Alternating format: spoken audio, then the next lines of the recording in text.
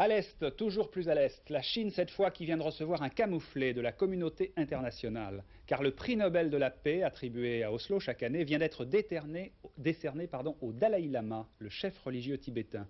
Le Dalai Lama est le symbole de la résistance au régime communiste chinois. Jérôme Bonny. J'espère que ce prix montrera au monde que des sentiments sincères, venant du cœur, peuvent être reconnus, explique le Dalai Lama à Los Angeles, où il vient d'apprendre qu'il est prix Nobel de la paix 89.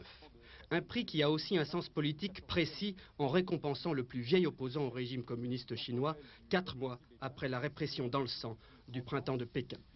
Derrière le sourire du Dieu vivant, les Nobel rendent hommage à la lutte de tout le peuple tibétain pour son identité. C'est la politique chinoise contre les moines tibétains, mais aussi contre les étudiants de la place Tiananmen qui est mise en accusation.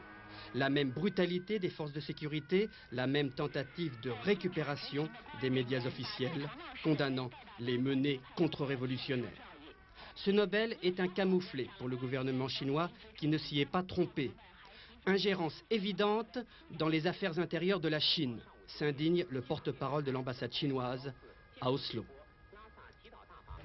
Le Dieu vivant tibétain se bat depuis 40 ans contre le gouvernement communiste.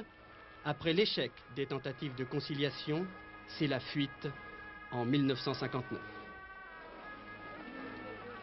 Depuis 30 ans, il vit comme une grande partie de son peuple en exil, obstinément attaché aux principes de la non-violence. Des principes aujourd'hui mis à rude épreuve.